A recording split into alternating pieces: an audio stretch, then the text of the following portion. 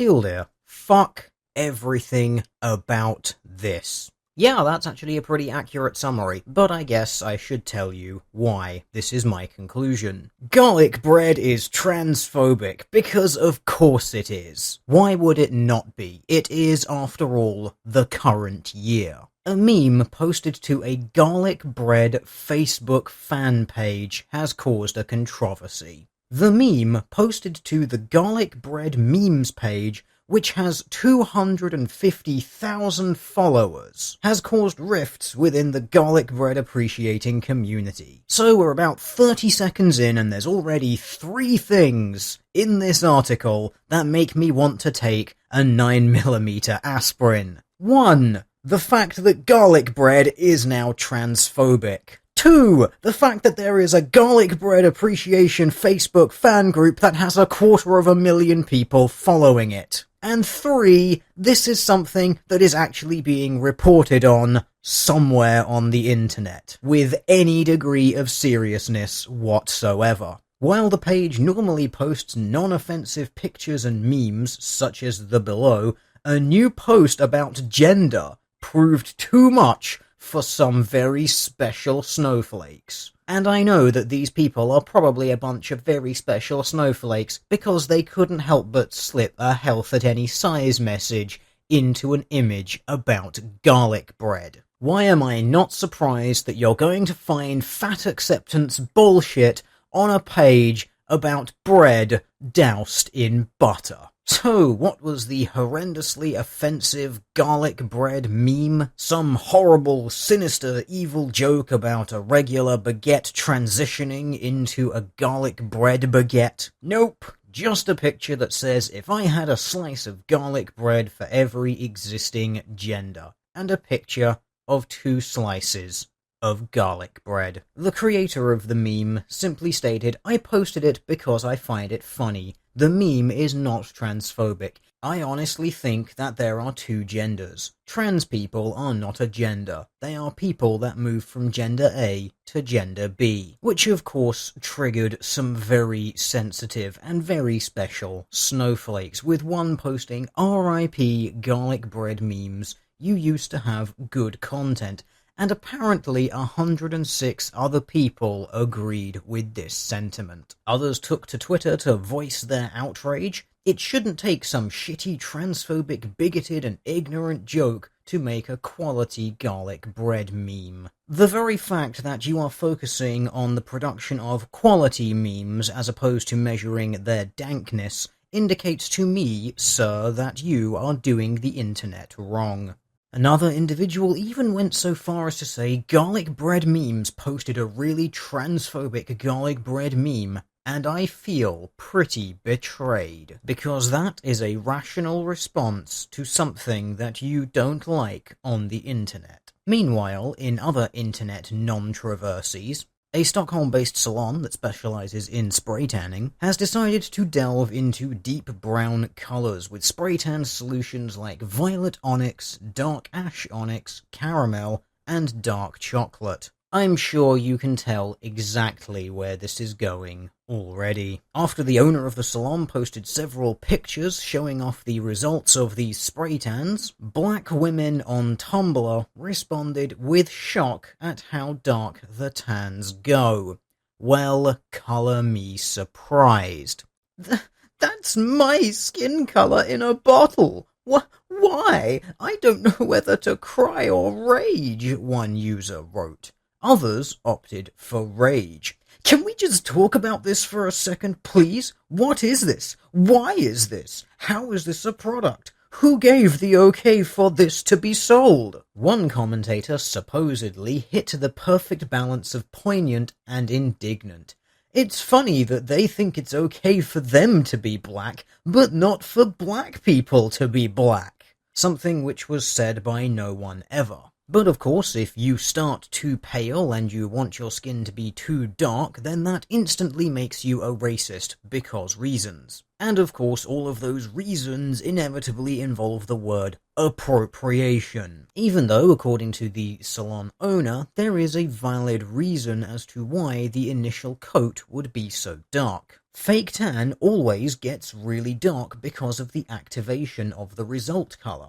20 to 30% washes off, and the color will get much, much lighter, and it won't look as black as it seems on my pic, she wrote. My color isn't going for black, it's going for a natural golden tan when you wash it off.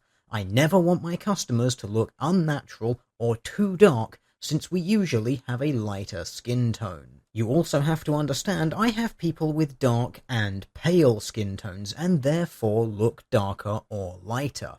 I love all skin types, and that's why I think people should be able to choose for what they feel good in, as long as you respect people around you. But even the fact that the tan did lighten up quite considerably, as reported that it would, as evidenced by later photos, and the fact that this salon owner herself even states that she has clients with darker skin who you would think, if they want to get darker, would need a pretty damn dark artificial tan, none of these explanations are good enough for our social justice racists. Bullshit white tears. I'm not buying into this. Stop trying to imitate us. White women have to take everything from us, don't they?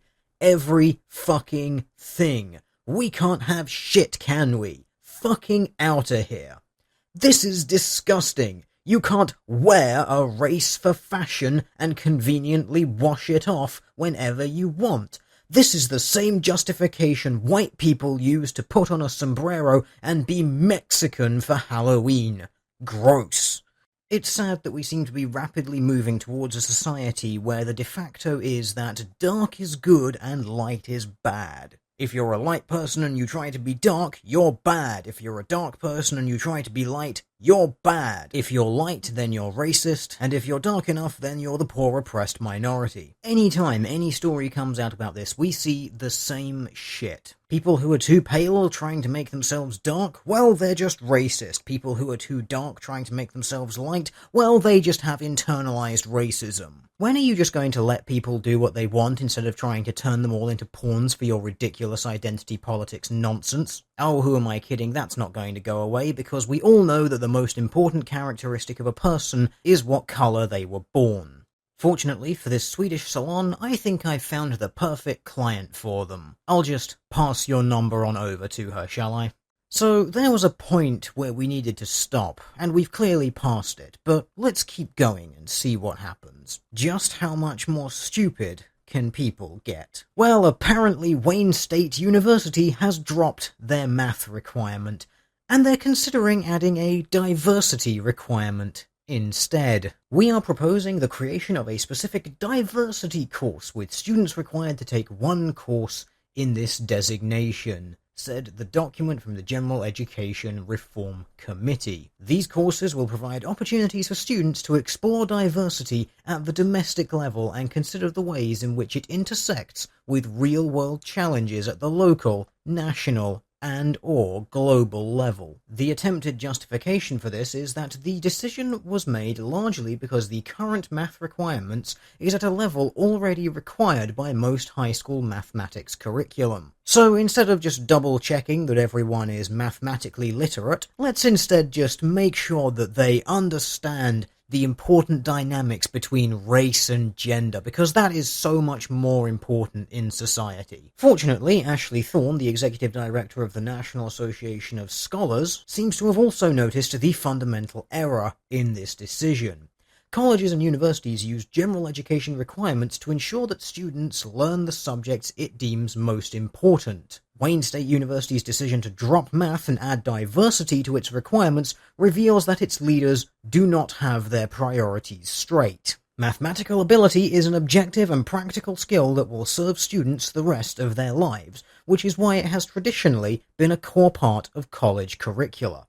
Diversity is not an academic subject. It is a concept invented to classify people by their social identities, she said.